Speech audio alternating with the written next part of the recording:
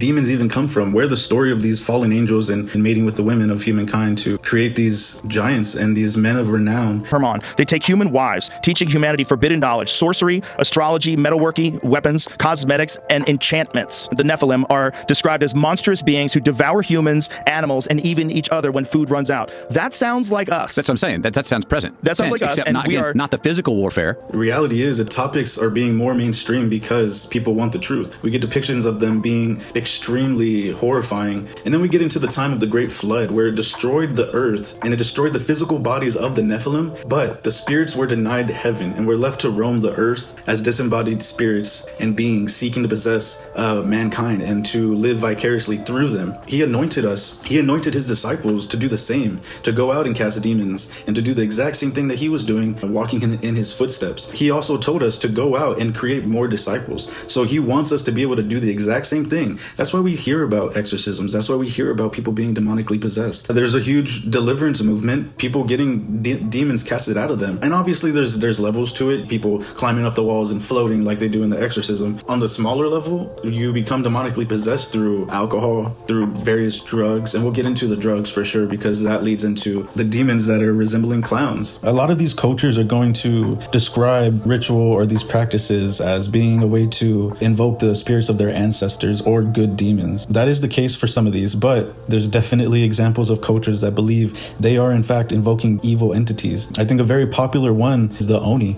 We see that in tons of animes, tons of Japanese lore. A yokai is a way to distinguish rankings of demons, spirits, and supernatural entities. The Tengu, that is a very distinct look, with the big nose. Commonalities with the wide mouths, same as a clown, big giant grins on these creatures, trying to ask for protection by invoking these evil demonic spirits, which doesn't really make sense, but that's just what they practice. And maybe they truly believe that they're doing it for good. They're having some sort of control over you while giving you abilities. It's the same thing like when you're drunk. When we get wasted and you black out and people are trying to subdue you, or somebody's on meth or on very hard drugs, they almost have like a supernatural strength to them. They're able to tap into this demon power in a sense. When you're going to war and they wear these masks, that's what they're trying to gain from it. Their only goal is to gain some sort of knowledge from their ancestors, as their ancestors all look like clowns at the same time. Coincidences, if you'd like to say. I believe that they are invoking demons without even knowing it. These demons that were Nephilim, their bodies were perished, their souls stayed on the land. They've been doing this forever. So if that's the case, then you got to understand that these demons are very smart. They're not stupid. They figured out a way to make things easier for them.